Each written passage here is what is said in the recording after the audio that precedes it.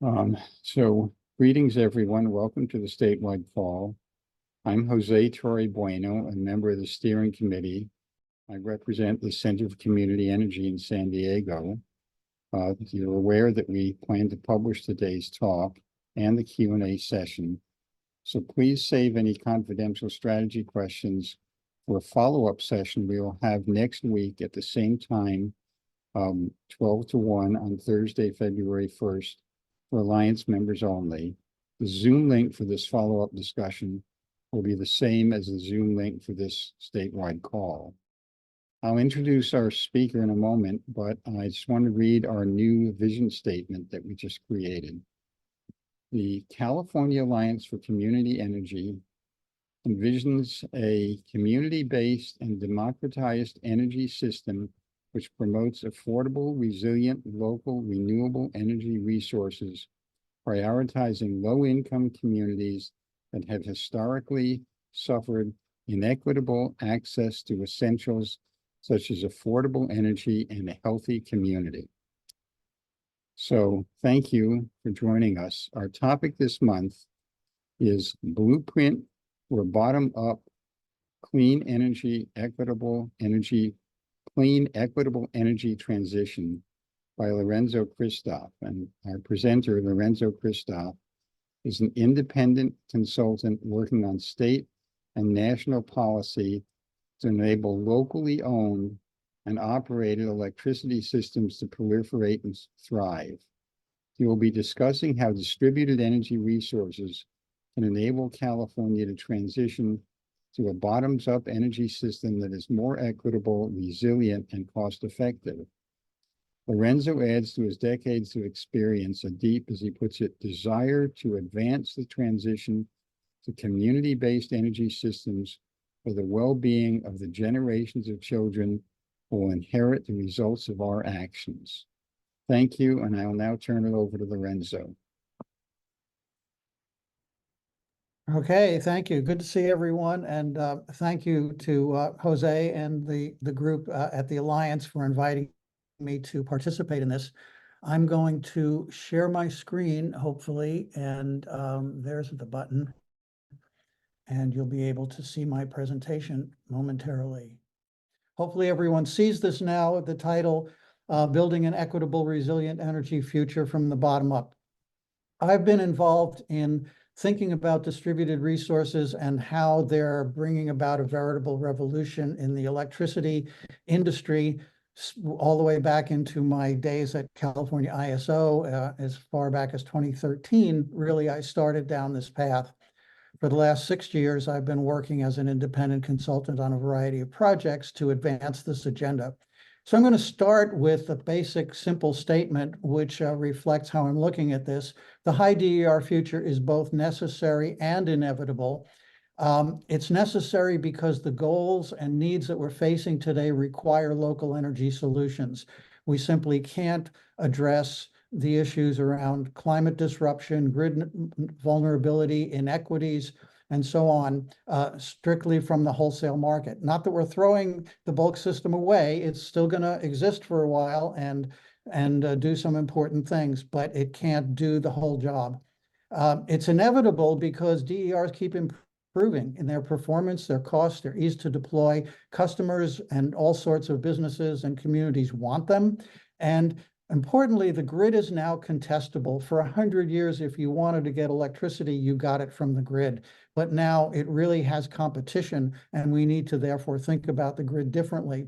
So the challenge then for policymakers, for the industry, and really for all of us who are activists in policy space, what policies will maximize the benefits for all communities and manage the challenges of rapid DER proliferation? And that's what I'm going to lay out some ideas about today.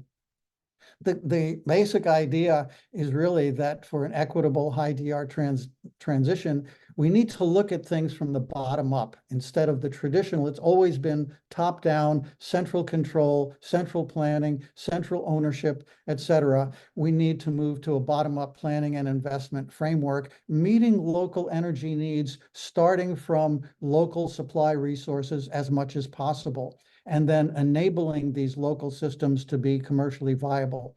I'm going to expand a little bit on each of these now, regarding why it's necessary to have a high DER future.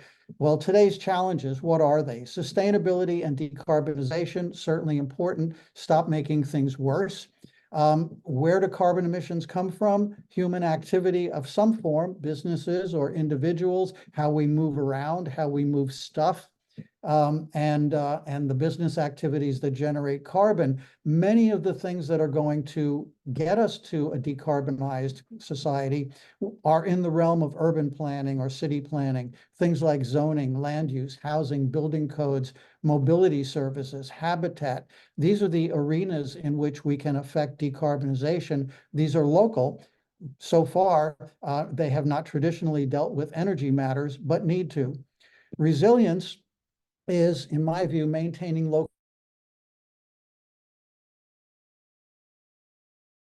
resilience in terms of making the grid stronger. And that's a certain amount of that is undoubtedly worthwhile, but it doesn't help when there's a grid failure. And given the variety and increasing severity of climate-related disruptions, we can't build a grid strong enough to protect against all eventualities. And when those things happen, people suffer and die.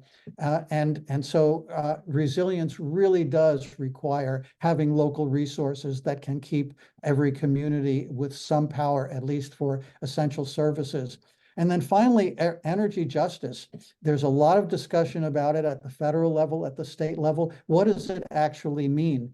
And as an important part of it that usually dominates the conversation is about getting rid of bad things like power plants that are in low-income communities. And that is important. We do need to get rid of the bad things, but just getting rid of bads doesn't create goods. Then the next step is thinking about local ownership and operation of energy assets, because that's what the potential is. And we live in a world, in an economic system where you build wealth by owning productive assets. Energy is not just a commodity, although we live in a market construct which says electricity is a commodity, but it's also a key social determinant of health. And therefore, we want to think about building local health, building local wealth through the ownership and operation of revenue-generating energy services that are local. So local energy systems, essential, but existing policies present major barriers. Why is it inevitable? Well, inevitable because of basically the diagram that you see in front of you.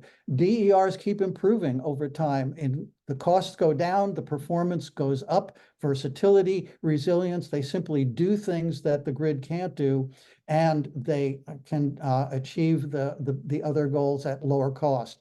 While grid power keeps getting more expensive. We're seeing that especially in California. But where it is getting expensive, it's getting really expensive with no indication of improved performance. So a downward trend for that. Those things crossing means the cost effectiveness trends of DERs are surpassing the grid, and customers who can afford DERs no longer need to stay connected to the grid if they don't want to. Unfortunately, policies, and we've seen a lot of that in recent years coming out of this state, but also nationally, to suppress DER adoption, usually by adding costs to them, increase the incentives for grid defection, that is, customers leaving the grid entirely. And it's not just cost imposition, but also things like interconnection delays and so on. Companies that can afford to invest, and affluent customers, affluent residential customers and communities, they can decide at some point that staying connected to the grid just isn't worth it. Why do we stay here? But if we see that sort of unstructured grid defection, that's just going to worsen inequities in the energy system by leaving everybody else footing the bill. So what we need is a distribution network that provides value for customers to stay connected, and policies with that facilitate and leverage local non-utility investment for greater system and societal benefits. Some possibilities. I'm sure you've seen and thought about many of these things, but just some quick ideas. compensate individual customers to oversize their rooftop solar and battery systems to provide energy to their neighbors. We live under a paradigm with net energy metering that says, oh, you can only size your system to meet the needs of your own house. Well, that's silly because many houses have shade. And so we want to be able to maximize the surfaces that have good radiation and allow them to share the power. Enable locally owned co-op businesses. Could be co-ops, it could be government owned, it could be owned by an agency or a tribe, but to supply electricity and electric vehicle charges as integral components of the local economy. Deploy municipal electrification projects. So we know that many cities and counties have decarbonization, environmental goals, resilience goals that involve electrifying things in their areas. Well, if you're going to electrify, then build local resources to supply those additional electricity needs instead of just sending more demand to the grid. Retrofit neighborhood resilience centers. This is fairly easy. A lot of this is happening around the state already, but at least for critical emergency services, you'll have power in places where people can go. In Texas, a couple of years ago, a couple of hundred people froze to death or suffocated because there was no place to go to stay warm. Build local energy planning capability. I'll come back to this. So that planners, the people who work in city planning departments and county planning departments start to take energy into their planning considerations so that you now co-optimize local power production with other things that are more conventional planning activities, tree canopy, land use, public space, stormwater capture, et cetera. So local energy systems are needed, feasible, cost-effective. We need the policy and planning frameworks to enable them. Here's a couple of examples. I'm not going to spend much time on this. I think most of you are probably familiar with these, have seen them before, and you can check them out online. It's very easy to Google and find the locations. But this, I think, is a really brilliant idea. It's got massive funding from the CEC. And you take a conventional urban city block, a residential city block with a dozen or 24 houses and maybe a community center, some retail space, whatever, and you treat it as an energy system where everybody's connected. You oversize solar where you have good solar exposure, you have shared battery storage, it can operate as a microgrid separate from the grid. And it's an idea that could be replicated everywhere where you have dense or urban populations. The only problem is it's not legal yet. So that's what even the Oakland project as a CEC sponsored pilot project is running into problems because of statutory and regulatory limitations. Another example in LA County, the Bassett Avocado Heights project, led by the Energy Coalition. They're doing some great work there. Google it and check it out. But these are just examples of things that can happen locally, but are facing problems with existing regulatory structures. So now I'm going to go into some policy areas and avenues that I think are directions that we want to build upon, hopefully collectively through our coalitions, through partnerships, et cetera. The first part is democratize ownership of electricity assets and operation of local electricity supply businesses. Coming back to the idea of communities building wealth by owning and operating productive energy assets. Local businesses that can supply to their neighborhoods. The technologies are there to enable neighborhoods to have their own electricity system. They're just not legal yet. We can reward customers systems on their to install them as big as possible. So the policy issue here is authorize local energy transactions within the distribution system. And I've actually drafted some legislation to do this. If you look at the physical reality, power that's injected locally flows to serve local load. This is the laws of physics. There's no backflow onto the transmission system, just reduced demand where the CAISO sees it at the transmission distribution interfaces. Unfortunately, the regulatory fiction is that power injected into distribution flows up to the CAISO, and then the CAISO sends power back down to serve customers. That fiction means that distributed generation resources, they have a lot of costs loaded onto them. They pay CAISO participation costs. They have to install CAISO quality telemetry and communication systems, and the customers that are served by that generation pay for that they don't use. That really screws the economics for distributed generation. So what I want to see is we create a state framework that says you can have energy transactions entirely within the distribution system where local resources serve local load without going through the bulk power system and the ISO. Item 2, enable multi-property microgrids. This is now a hot topic in a CPUC proceeding, and they're talking about this right now. It's a live issue. In fact, comments are due tomorrow as one of their steps. To be financially viable without dependence on grants and subsidies. So Senate Bill 1339 in 2018 directed the CPUC to commercialize microgrids.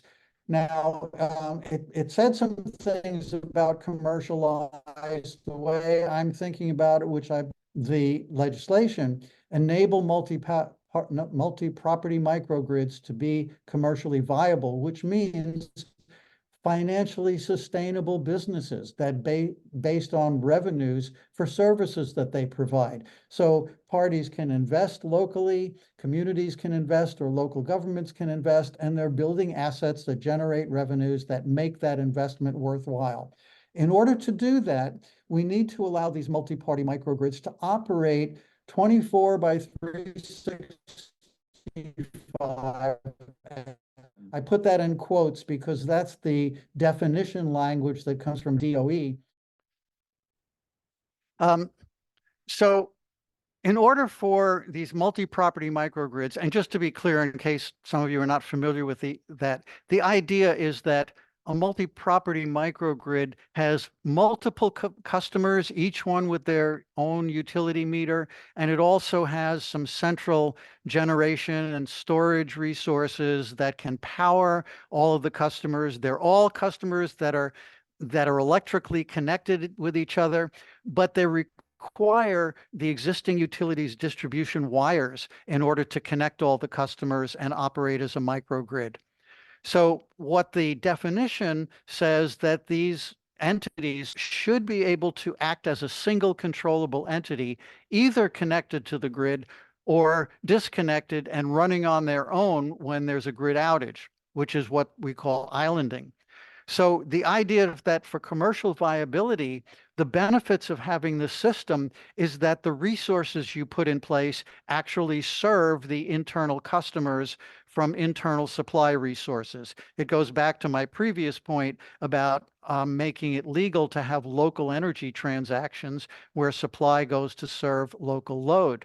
And then they can interface with the larger grid, sometimes to export surplus energy if they want to participate, say, in the ISO market, and they produce more than they actually need for their load, which could a sound design, provided they can generate revenue by exporting energy. And then they can also separate at a point, and all of the customers that are within that local area will be served.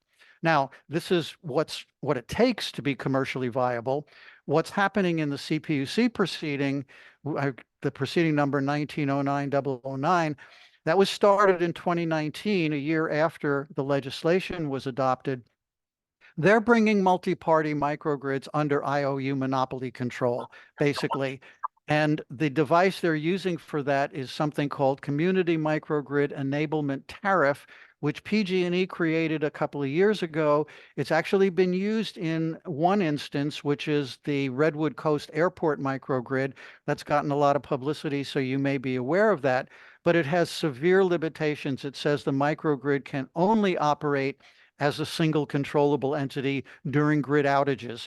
When there's not a grid outage, the rest of the time, it's just a bunch of customers on the utility grid and resources that are generating but participate in the ISO market.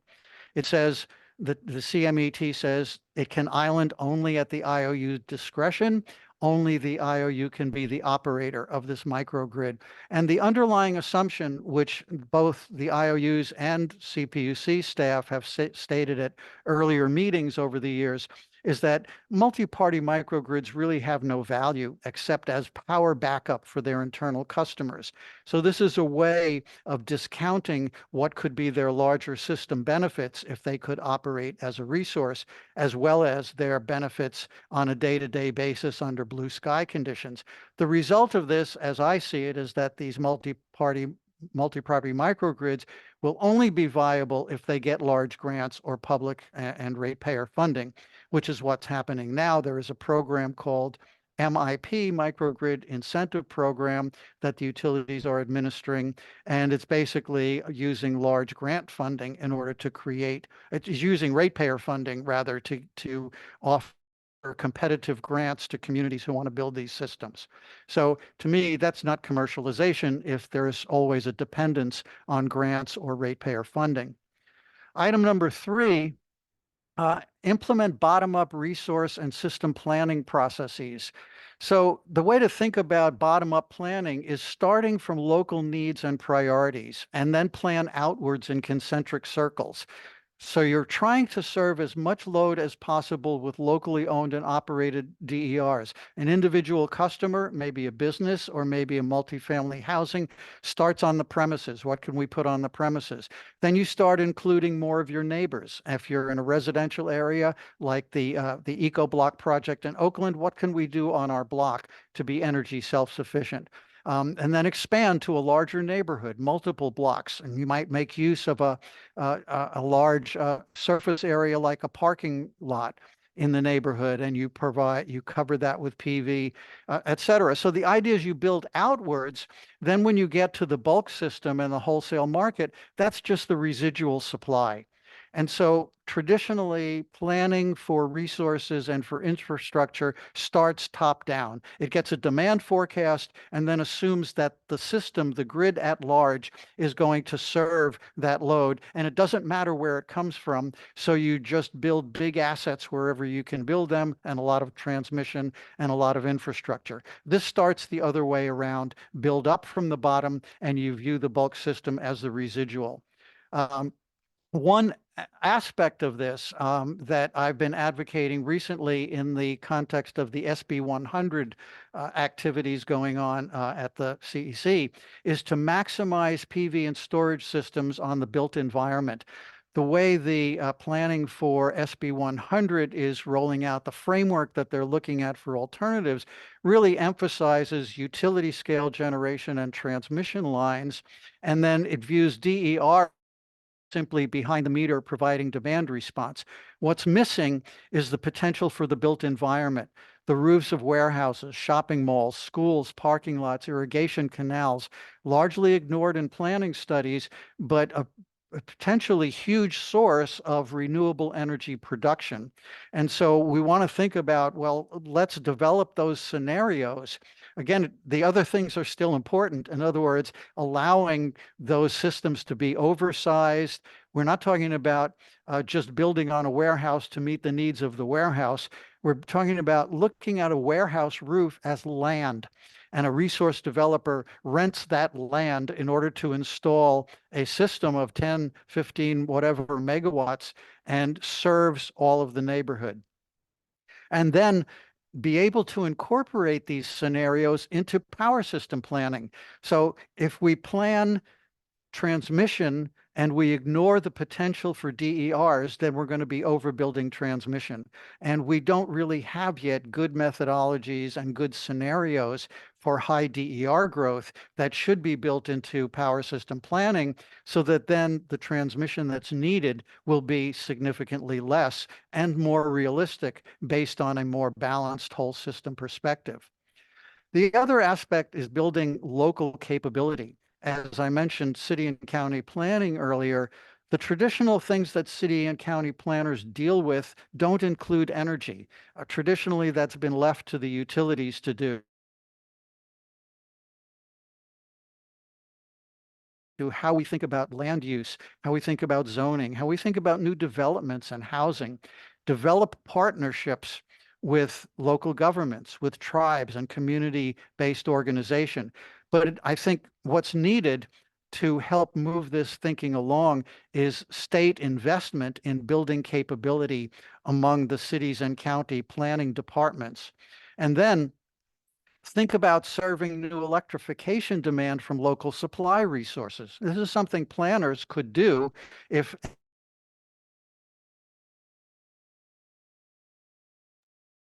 planners build demand forecasts for planning studies. They assume that electrification demand is all going to be demand on the grid.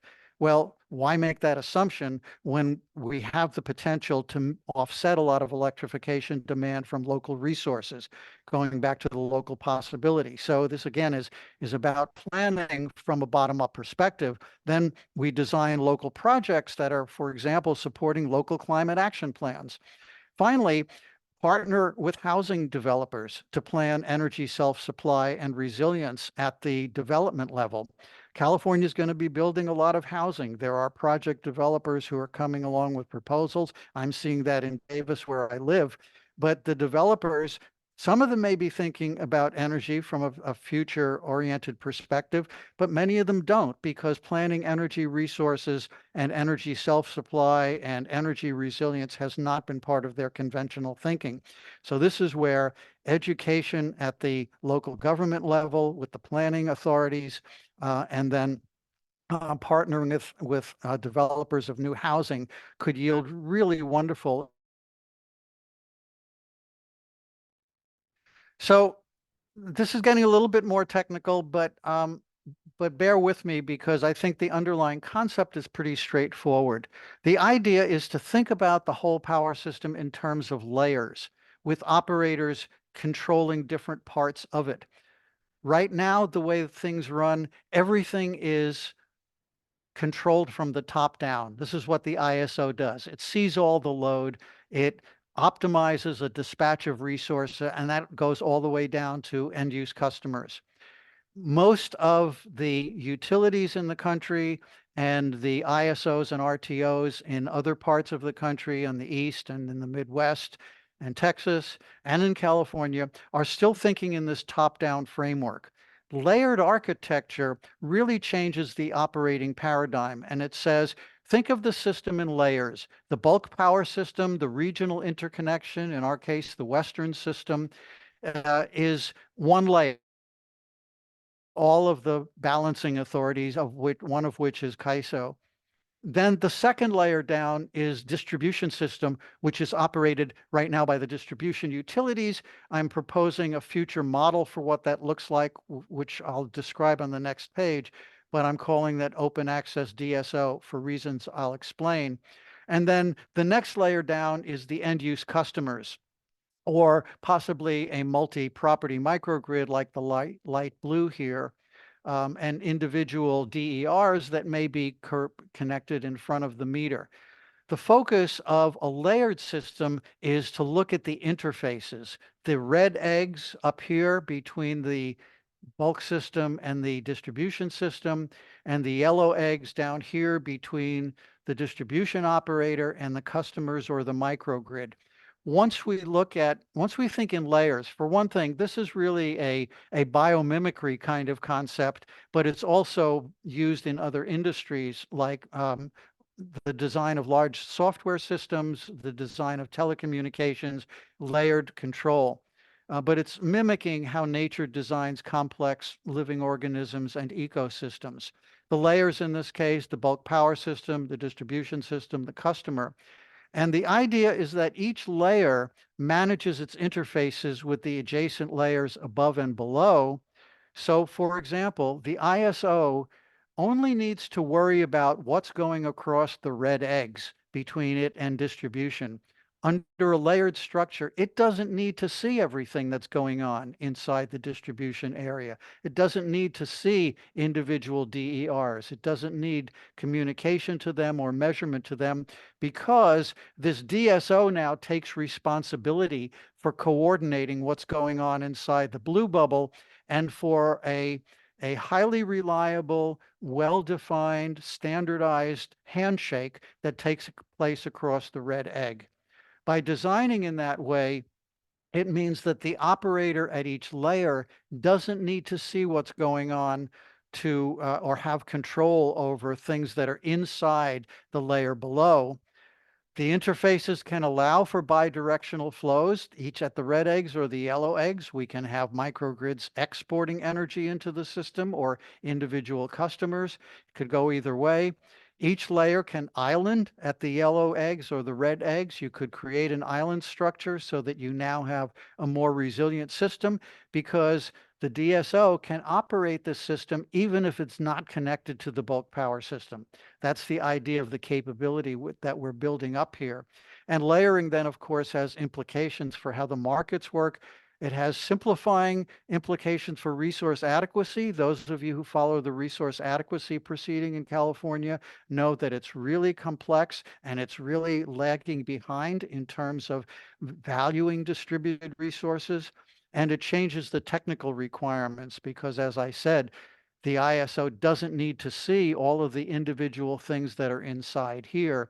Similarly, the distribution utility doesn't need to see everything that's inside a microgrid. It just needs to manage to this interface.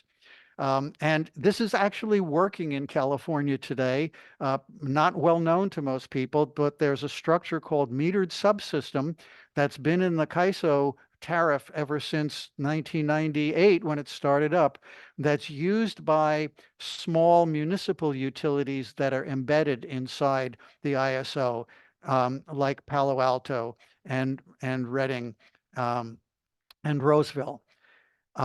So sorry for that complication, but the layered architecture is really, I think, a simplifying element as we start to designing what this future looks like. And then item number 5, reform the distribution utility to be this open access DSO.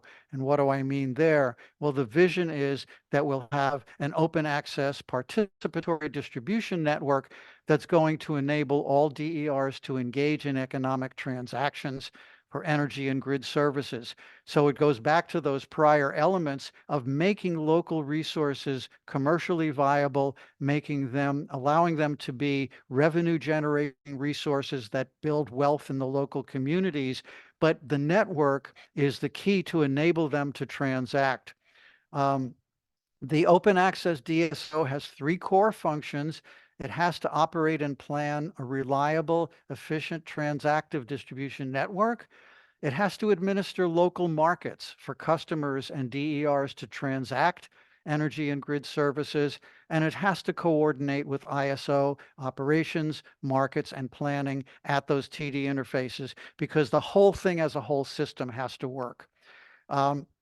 The open access regulatory framework mainly is basically to say the DSO performs natural monopoly functions. It's not getting in there and competing with the other participants. It doesn't engage in competitive arenas. For example, the DSO would not build and own electric vehicle charging stations. Those are competitive activities.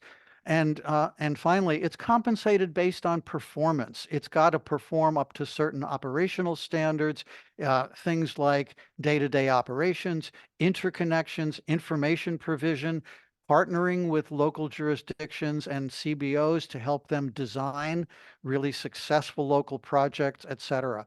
It's analogous to the idea of open access transmission that was developed by FERC in the 90s to enable wholesale power markets. And it's saying, what would this open access model do if we were to create a distribution system version of it? And I view it as really enabling it the kinds of things that I'm talking about earlier, which is the decarbonization activities, the local projects, resilience, energy justice, local ownership, et cetera. Now, in 2021, the CPUC opened a high DER future grid proceeding that originally said they were going to look at DSO models and assess the ways to reform the utility structure to maximize the benefits of the high DER future. But then for quite a long period, that DSO track was dormant. And then they reopened it, in fact, starting with a workshop on February 8th. But they're just really looking at new IOU functionalities. They're not considering DSO models. That's been taken off the table.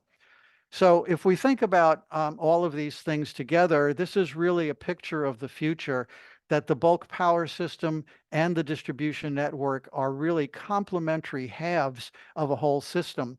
You know, maybe eventually 30, 40 years down the road, bulk system becomes obsolete and it's not needed anymore.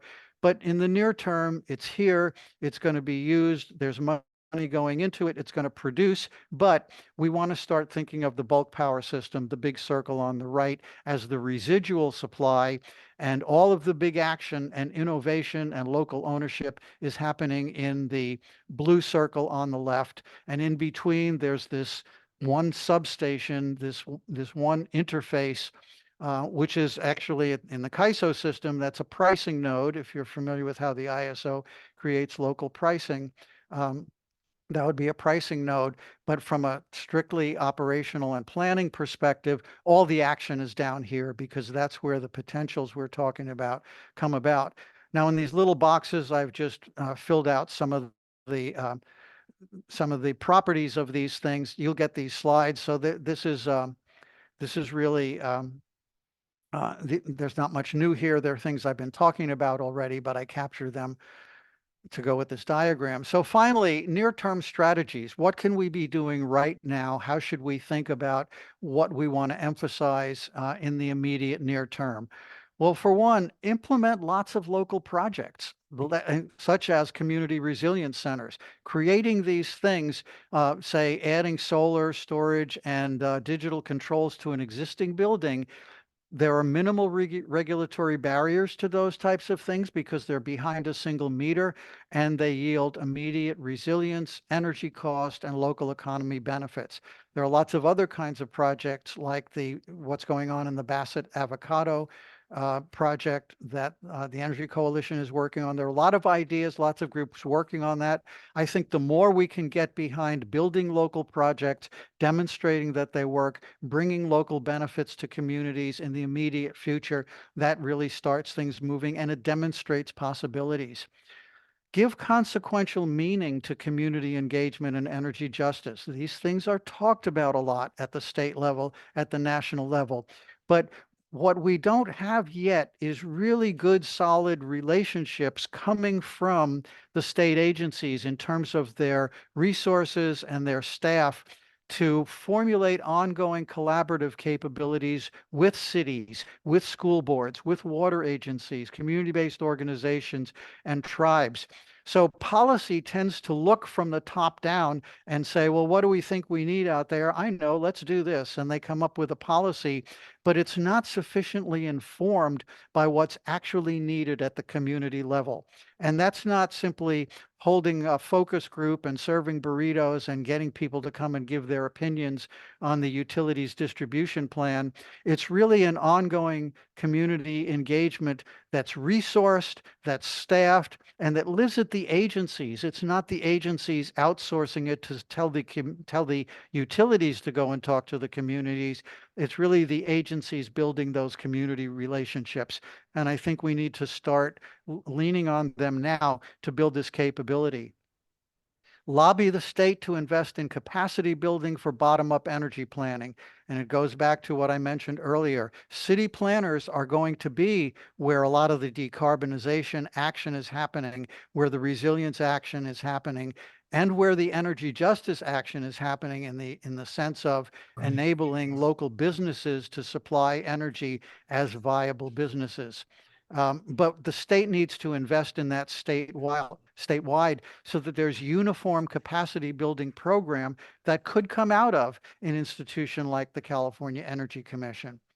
Develop business and financing model for locally owned and operated DER projects and microgrids. How do those things get financed? If we are enabling local transactions, as I suggested earlier, as one of our initiatives, then we still need to think of how does a local co-op form? What would be its business model so that it's sustainable? Remember, we don't want to be dependent on grants and ratepayer funding to do these things. Yes, that may be needed to do pilot projects, to jumpstart some initiatives, but ultimately the wealth and well-being and health of communities comes from locally owning productive assets and integrating energy into their local economies. And then build a statewide movement. I think this is where education is needed, that cities and counties really need to understand the potential for DERs and locally owned energy resources to enhance local wealth and local capabilities to do lots of other things, because all of these assets are revenue generators and they can start to really enrich these areas. School boards are struggling more and more as their energy costs increase. That becomes a big part of school budgets. And this recent virtual net metering decision from the CPUC limits their ability to use on-site generation to offset their energy demand. They could be really helpful to the grid because late afternoons, their usage declines. But if they have a big solar array, they can be providing plus battery storage is the best. They can be providing power to the grid. In the summer, they have diminished use, but they could be massive resources. We just don't have the regulatory framework and the economic framework that enables them to be viable. And I think if the voices of locals, the elected school board leaders, the elected city and county boards of supervisors or city councils and mayors and tribal leaders now create a widespread voice to say, you know, we see distributed electricity resources as crucial to the future we want to build. State, you need to get the barriers out of the way and promote real energy democracy. The way I'm seeing things, policies must democratize and decentralize electricity service, or else the trends that are happening, the costs of DERs will drive businesses and affluent customers to leave the grid because they can afford to. But it will be only the ones who can afford to invest for private benefits who will do it. And then we end up really worsening all the energy inequities in the state. And that's the end. Thank you. Thank you for watching this presentation from the California Alliance for Community Energy. This concludes the published portion of our monthly call. If you would like to participate in our monthly calls, including Q&A, please consider joining the California Alliance for Community Energy. For more information, you can see our website at cacommunityenergy.org/apply.